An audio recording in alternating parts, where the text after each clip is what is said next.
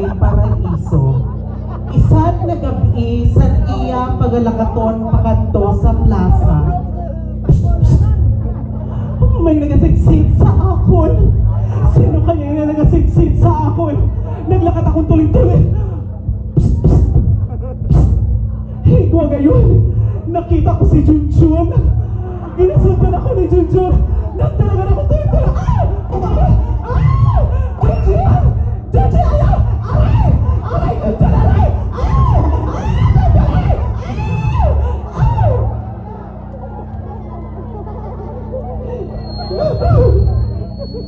Nababansyagan ko. Napapugsa ang akong Puerto Azul. Nakuha ni Junjun ang akong virginity. Sana all. Nababansyagan ko na may mga nagadanglay sa akong mga bitis. Nanoy ni siya. Dugo! Dugo! Ay! Udo! Udo! Dali! Udo! Pagkalipas sa unong kaadlaw,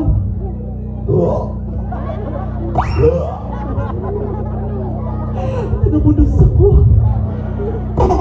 Nananimuhan ko sa rin. Nagdato ko sa barangay Paraiso para makakuha sa advice. Sabi sa ako, hindi tinawag Jonah. Ipapunit mo na! Ipapunit mo kay salay na sa Diyos! Sabi ni Papa Anaji, ayaw inang bang ipapunit? Wala ko na himo. Pagkalipas otro sa nunong kadlaw, ay! Ano na? Ay! Ano na? Ano na, Tiyo? Ano na? Nakita mo ang ulo.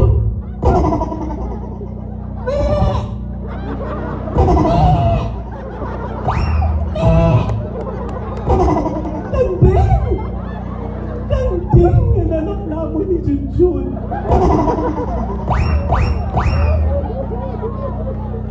Mga kaibigan, marahil po ay kayo ay natuwa at sumaya sa talentong aking ipinamalas.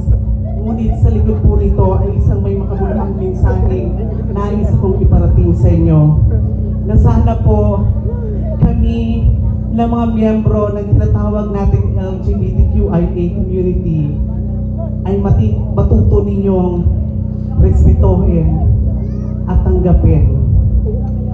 Dahil naniniwala po ako na anuman ang kasarian ng isang tao, dapat ay matuto tayong igalang at irespeto siya.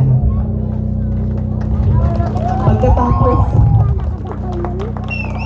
ng isang mahabang araw, naniniwala po ako at naway matuto ninyong itarat sa inyong mga puso at isipan na kailanman ang pagiging isang bakla ay hindi naging masama sa mata ng tao at sa mata ng Diyos, lalo na't wala naman po kaming ginagawang ikasasama.